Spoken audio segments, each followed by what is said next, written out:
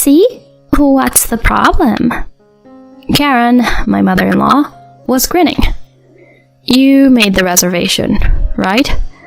It seems like you didn't make one for me.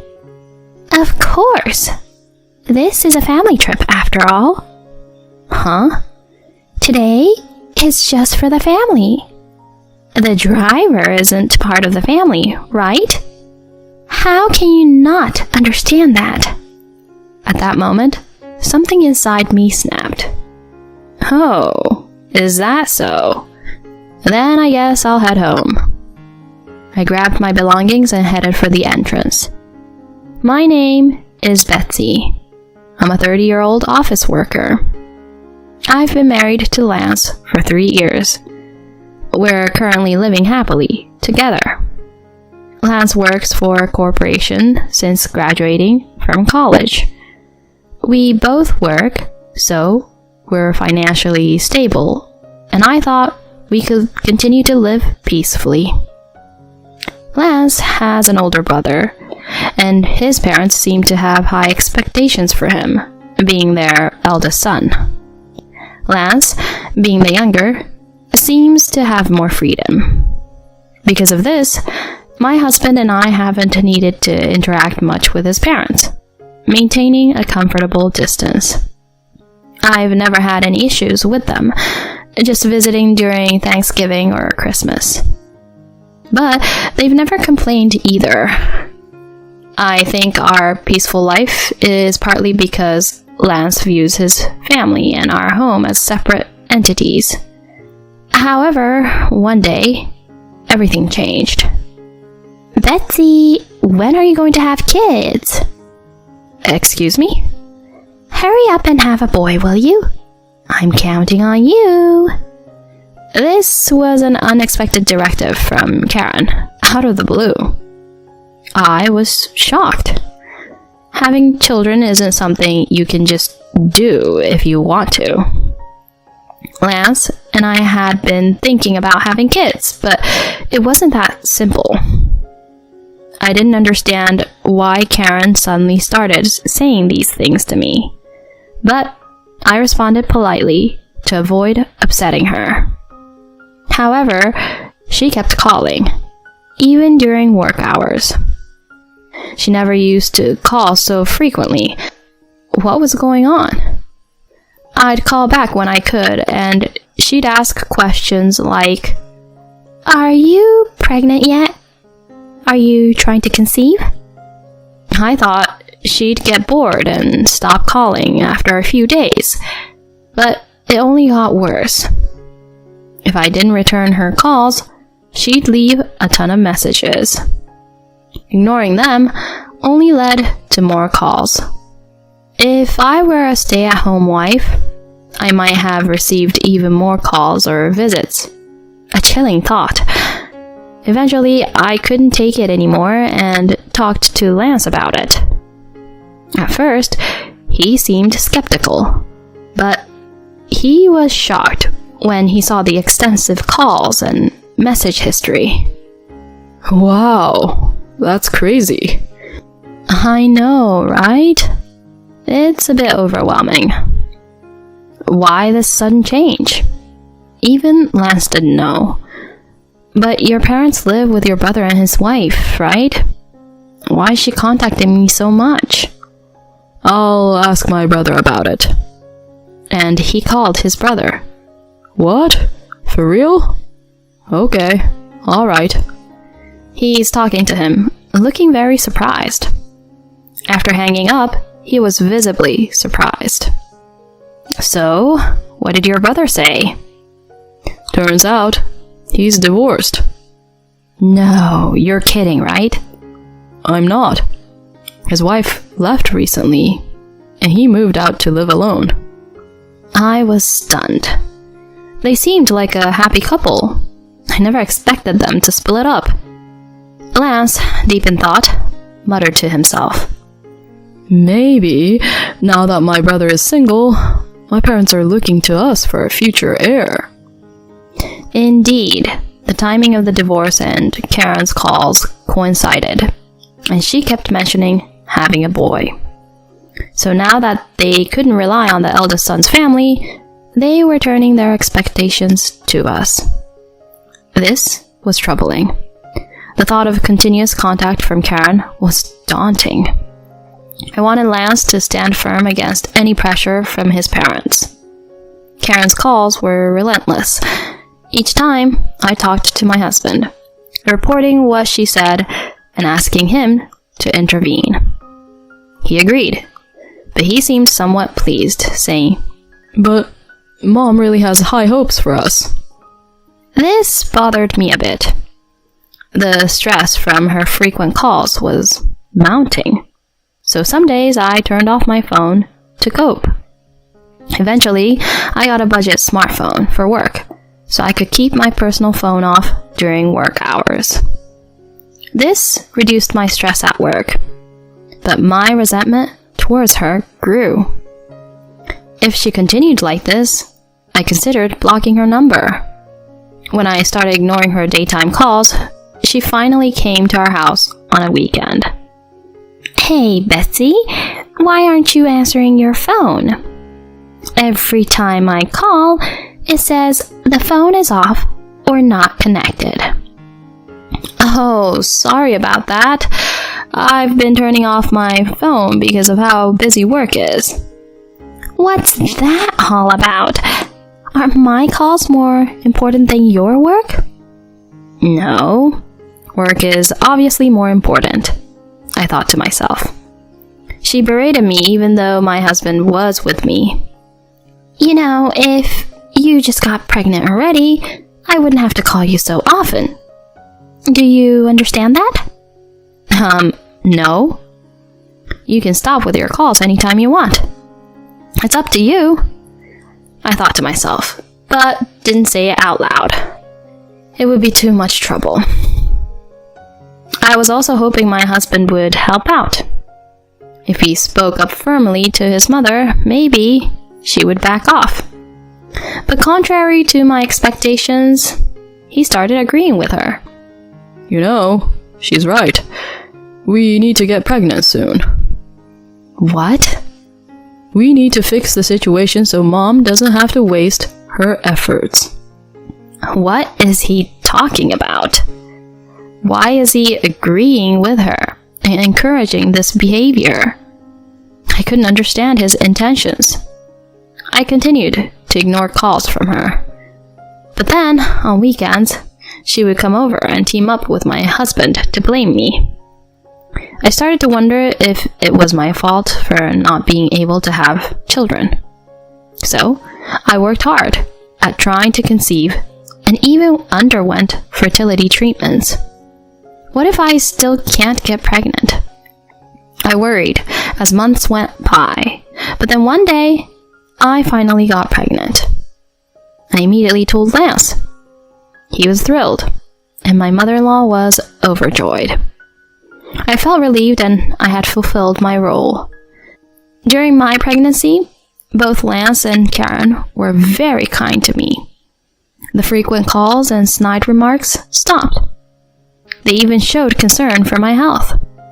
However, when it turned out the baby was a girl, they both changed their attitudes drastically. "Honestly, you're just useless." "You have to give birth to a boy to be the successor. I'm seriously disappointed." I was stunned. Does it really matter if it's a boy or a girl? I was appalled by the sudden change in them. It completely snapped me out of the almost brainwashed state I was in and brought me back to the state before the pregnancy. These people are a bit off, I realized. But I gave birth to a daughter. Karen showed no interest, but my husband was happy, saying she was adorable. That was a relief. I was worried he might completely avoid her. If he had shown no interest in our daughter, I was prepared to leave him. But he did care for her, and I couldn't just take away her father. So, for now, I decided to continue our marriage. Karen didn't even say congratulations or give a baby gift.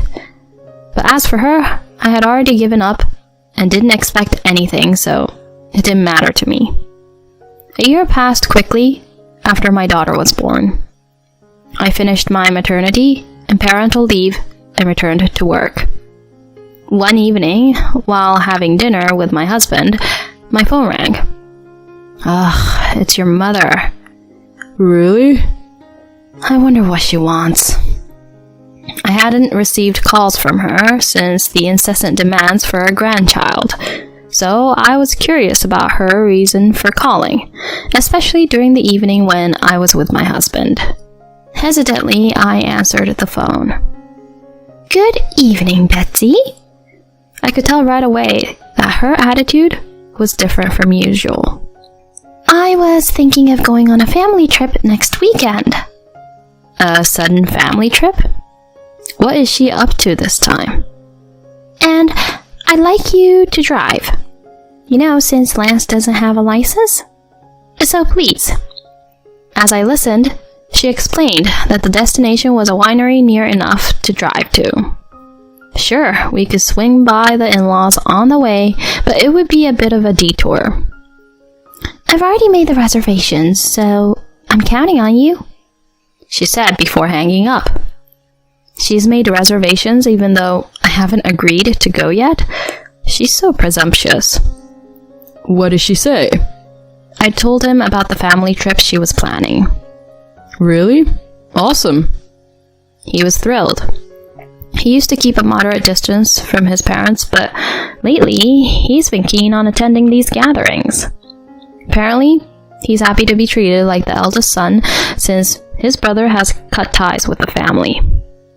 I thought it didn't matter, but maybe it's important to him as a brother. Lance was happy, and if I refused to drive, Karen would probably be furious. So I decided to endure the trip for one night. Reluctantly, I agreed to go on the trip with my husband and his parents. We decided to leave our daughter with my parents. Then came the day of the trip. We had planned to leave at 6 a.m., pick up my in-laws by 9 a.m., and arrive at our destination by 10 a.m., per Karen's wishes to have time for sightseeing. I woke up at 5 a.m. to get ready, and my husband, still groggy, managed to wake up as well. Alright, let's get going, I said to myself, determined to make the best of the trip. After a 2.5-hour drive, we were finally nearing my in-laws' place. But I shouldn't have underestimated the Saturday morning traffic, especially since it was the start of a long weekend. We arrived at their house right at 9 a.m. When we rang the doorbell, it was my father-in-law, Scott, who answered. Oh, good. You made it. Sorry to trouble you, but my wife is still getting ready. Can you wait in the car? So, Karen, who had insisted on starting early to sightsee, wasn't even ready yet. We waited in the car for about 5 minutes before Karen finally appeared. Sorry about that, she said, not seeming sorry at all. My husband and Scott sat in the back, so she took the passenger seat. As I drove, she kept clicking her tongue and muttering complaints about my driving in a low voice, thinking the men couldn't hear. I chose not to react, just driving while she grumbled for over an hour. Soon, vineyards began to appear, signaling our arrival. It was just past 10 a.m. I was relieved we made it on time, but then Karen said something as we got out of the car. You said we'd be here by 10. And we're late. Her comment irritated me, considering the delay was entirely her fault. We spent the time before checking in, sightseeing, and eating, and even though she had me running errands like carrying bags and waiting in lines, I tried to stay positive, thinking I just had to endure this overnight trip. Finally, it was time to check in. Betsy, could you go check us in? Yes, of course. I thought once we checked in, there wouldn't be much else to do. At the reception desk, I said, I have a reservation at 3 p.m. for 5 people. Martinez. But something was wrong. The clerk looked confused. We have a reservation for 4 people. I instantly knew what had happened. Karen had made the reservation. The clerk, sensing something amiss, apologetically informed me. We were told during the reservation that there would be only one female guest, aged 60. Clearly, Karen had intentionally excluded me. I was embarrassed to have caused a scene at the hotel. I'm sorry. There seems to be a mistake with our reservation. Can we add another person? The clerk tried to help, but eventually said, I'm sorry, but we can't add another person to your room, and we're fully booked today. As I stood there wondering what to do, Karen approached. Betsy, what's the problem? She was smirking. You made the reservation, right? It seems like you didn't make one for me. I couldn't help but speak sharply due to her attitude. Then Karen said something unbelievable. Of course. This is a family trip. Huh? Today is just for the family. The driver isn't family, right? How can you not understand that? At that moment, something inside me snapped. I couldn't be part of a family with such people. Oh, I see. Then I'll go home. Yes, you do that. A daughter-in-law who can't even bear a male heir has no place in our family. She was smirking triumphantly. I grabbed my luggage and headed to the entrance. My husband and Scott looked surprised. Hey, Betsy, what's going on? It was Scott who came after me, not my husband. It seems Karen intentionally didn't make a reservation for me. What? Is that true? He was shocked. Well, it's something she would do, and since my husband is on her side, I'm going home. I glanced at the reception and saw my husband laughing and talking with Karen, seemingly unconcerned about me. My feelings for him had completely changed. Wait a minute. What's going on? He didn't know about her bullying. It's a long story. I'll send you some evidence on your phone later. I really don't want to see her face anymore today, so please, let me go. I said that and left the hotel. As I drove away, tears started to flow. I couldn't forgive them for their treatment and was angry with my husband for not defending me. I decided to take action against them and hurried home. I packed my bags and returned to my parents' house. They were surprised but furious when they heard the story. After calming down, I sent the audio evidence to Scott. The audio I sent to him included all the demeaning comments and harassment from his wife and son that I had recorded over time. It had their pressure about having a grandchild soon, Lance's agreement with it, and the vile words when they found out I was having a girl. It also included their rush for a boy after our daughter was born and the recent interaction at the hotel, which I had recorded. His response to the evidence was apologetic. Thank you for the data, and I'm sorry for all the pain you've been through. Things moved quickly after that. Lance rushed home and contacted me in a panic. Hey, why is all your stuff gone? I can't be with someone who sides with their mother instead of protecting me. Let's get a divorce. He was shocked by the mention of divorce. Let's at least talk about this. So I went back to our house for the first time in days, leaving my daughter with my parents. When I arrived, both Karen and Scott were there. Betsy, you're the one who brought up divorce. What are you thinking? You think you can get away with that? I won't allow a divorce. If you want a divorce, have a son first. She was as harsh as ever, losing her composure even in front of her husband. Yeah, you have responsibilities, so no divorce. I was beyond anger. I was just appalled. It doesn't matter what you want. I'm prepared to fight this through mediation or whatever it takes. I have evidence of your mother's bullying and the fact that you never protected me. This is more than enough for a divorce, and I might even claim alimony. My statement made Lance and Karen panic. What? Alimony? Let's not make a big deal out of this. Well, it is a big deal. Do you have any idea how much I've suffered? You'll never understand the pain of not being protected by your own husband. Anyway, I'm set on getting a divorce. At that point, Karen, not wanting to lose, turned to her husband for support. Say something to her. Scott then spoke up calmly. Well said, Bessie. Be strong for your daughter. Leave my son and stupid wife to me. Wait, what are you saying? Dad, what are you talking about? Quiet. I'm disappointed in both of you. Aren't you ashamed of your petty bullying again? What do you mean, again? I've been told before by our eldest son's wife about bullying from you. They said they'd resolve it, so I didn't intervene. But now you've started bullying our younger son's wife. I won't forgive this. I want a divorce. What? Are you serious? Of course. Unless I'm cutting ties with you. What? Dad, why? I'm disappointed in you also. A man who can't cherish his wife is not my son. Reflect on what you've done. Both Karen and Lance were devastated by Scott's declaration of divorce and disownment. With Scott's help, I was able to divorce Lance and receive alimony and child support. Karen, having been a housewife for years, couldn't find work and ended up moving in with Lance, who struggled financially due to the alimony and child support. I felt they got what they deserved. Later, Scott contacted me again, saying Lance's brother wanted to talk. At the cafe, I met not only him, but also his wife. It turned out they had pretended to divorce to escape from Karen, and continued living together, a plan proposed by Scott. I was glad to know they hadn't actually separated.